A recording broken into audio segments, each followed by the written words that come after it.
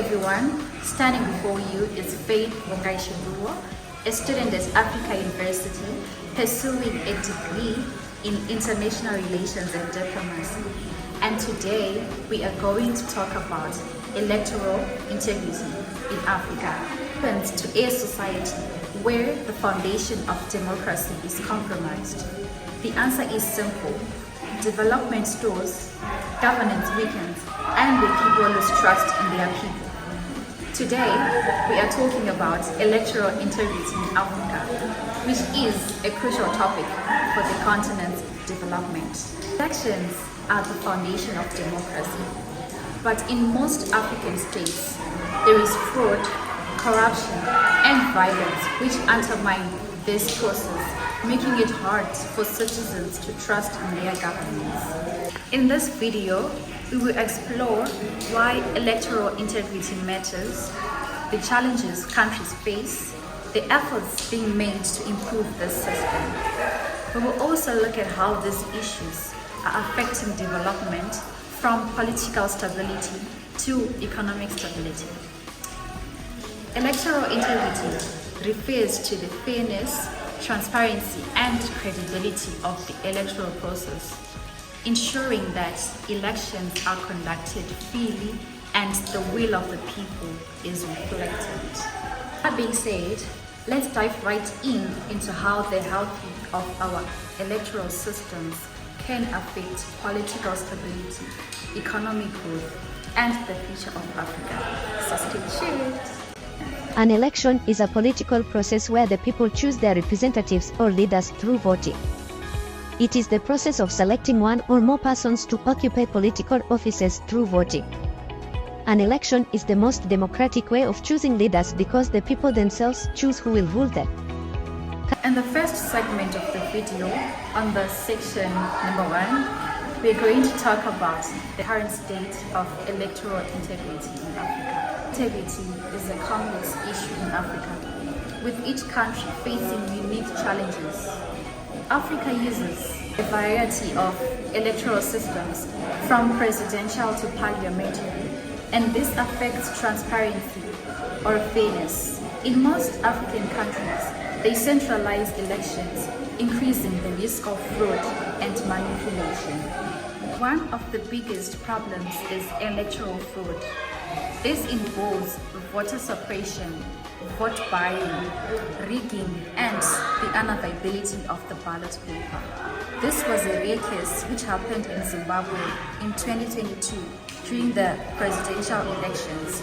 In most polling stations where there were supporters of the opposition leader, Nelson Chamisa, there was no ballot paper, and this resulted in most of the voters getting frustrated and losing their interest in voting.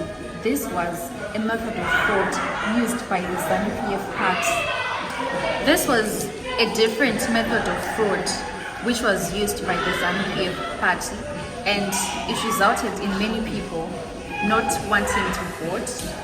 And the example is political violence. This is another concern in places like Kenya and Zimbabwe, where elections often lead to political unrest, making it unsafe for citizens to vote freely. This violence disrupts democracy and weakens the political system. Hello students, welcome again to Political Science on EGV. Today we will treating the topic arms of government. The arms of government are the three separate branches of government established to ensure that power is not concentrated in the hand of a single person, body, or group. There are three arms or branches of government. These are 1. The legislative, the body responsible for making of law. 2. The judiciary, the body responsible for interpretation of law. And 3. The executive, the body responsible for enforcement of the law. Lastly, we're going to look at core electoral infrastructures, such as registration systems, ballot distribution, and vote counting. These issues causes delays and errors in the vote counting process. Despite these challenges, there are improvements in countries like Kenya and Nigeria, whereby they have introduced biometric voter registration to reduce fraud, and some are experimenting with electronic voting and streamline the process. However, there are technical problems and the resistance from other political elites which remain as obstacles as they use elections as a pawn to stay in power. Electoral integrity, as we speak, is still a work in progress, with continued challenges that still need to be addressed to ensure fair and free elections in Africa. Moving on, in section number 2, we are going to talk about the key drivers of electoral challenges in Africa. And number 1, we have political instability.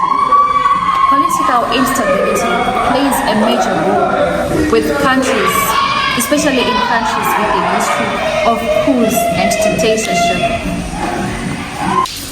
Elections are seen as tools to remain in power, and this undermines them and weakens governance.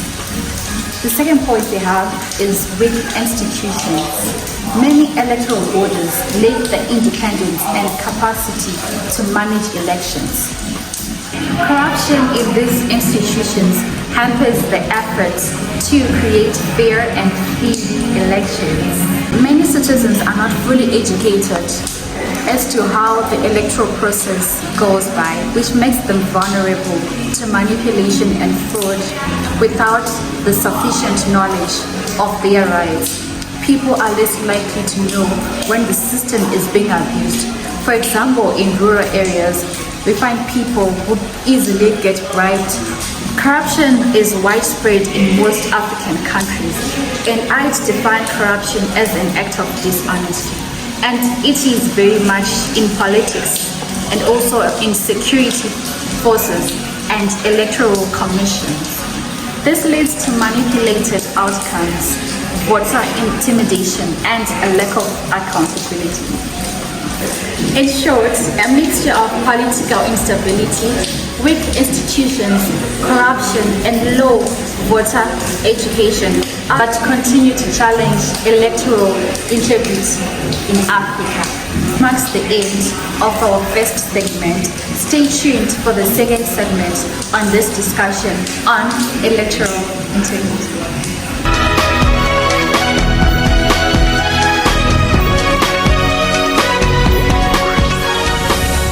Section number 3, consequences of poor electoral integrity. Number 1, erosion of trust in the government. In most African countries where elections are unfair and fraudulent, it leads to a loss of trust in the government. For instance, in Kenya's 2007 presidential elections, there was widespread allegation of voter fraud and rigging, which led to unrest. Many citizens questioned the legitimacy of the government, and this therefore resulted in lower voter turnout. In the future elections, eroding democratic engagement. Point number 2, impact on democracy. Credible elections is the cornerstone of democracy, and compromising elections weakens democratic institutions. Striking example would be in Zimbabwe's 2008 elections, whereby the opposition leader Morgan Tsvangirai won the first round, and then the second round was made by violence, voter intimidation, and accusations of ballot stuffing. Many people were tortured and they lost their rights in voting. This damaged democratic fabric, resulting in instability and a political crisis which is lasting forever. Even as we speak, Zimbabwe is still facing these challenges. Social and economic development is another point. Poor electoral integrity can deter foreign investments and stop economic growth. For example, in Nigeria's 2019 general elections, they were criticized for irregularities like voter buying, intimidation, and logistical issues. The resulting political instability and public discontent. Welcome to the third and final segment of this video on our discussion on electoral integrity. And in this section, we're going to be exploring some of the case studies. The first case study we have is of Kenya, 2007 to 2017. Kenya's electoral challenges, particularly in the 2007 elections, stands as an example of poor electoral integrity. Elections were heavily disputed, leading to widespread violence that claimed 1,000 lives. And in response, Kenya implemented the reform of the biometric voter registration and electoral voting systems. This aims to reduce fraud and ensure a transparent process, while the 2017 elections had fewer issues. Political divisions and tension still persist, reflecting both progress and challenges. In fostering a full consolidated democracy, Nigeria. Another case study is of Nigeria. Nigeria improves in 2019. Nigeria's card reader were used to authenticate voter identities, reducing fraud in elections. Due to this, there was also more transparency in the results. However, Nigeria continues to face significant challenges. For example, corruption, violence, and voter intimidation. Despite progress, issues such as voter buying are still persisting in Nigeria. Moving on, the other case study we have is case study number 3 of South Africa from 1994 to 2020. South Africa's journey of democracy shows how democracy can be maintained. After the 1994 elections, this marked the end of apartheid, and these elections were seen as the milestone for democracy in Africa. Independent Electoral Commission played a crucial role in maintaining free and fair elections. Despite having economic equality and political tensions, South Africa remains a model to the African continent for its democratic system and transparency. Let's look at the future of electoral integrity in Africa. What's going well, what still needs work, and the exciting role of the youth. Positive developments, civil society organizations. These are accountable for holding governments together and pushing for greater transparency. For example, in Ghana and Kenya, we have seen improved electoral laws that ensure fair elections, a great sign that Africa is taking a step further to stronger democratic practices.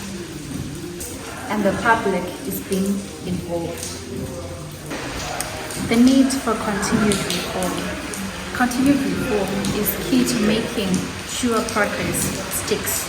We need to keep strengthening electoral institutions to ensure issues like corruption are dealt with while things are improving. More work is needed.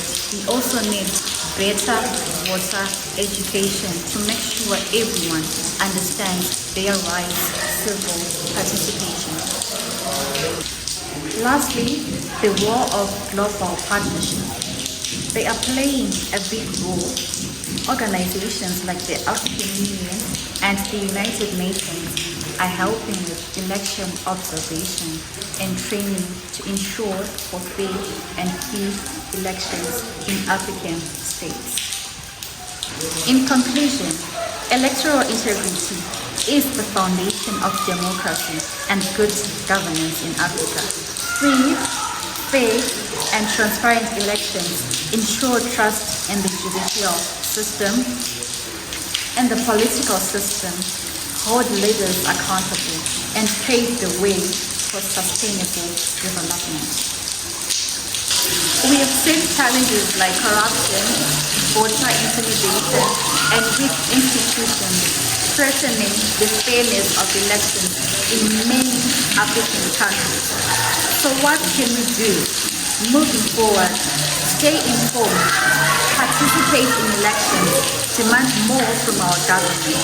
Together, citizens, civil society, and government can create a future where elections are truly representative of the people and paving ways for accountable leaders. That being said, this brings us to the end of our discussion on electoral integrity. So please comment, like, and subscribe to my YouTube channel.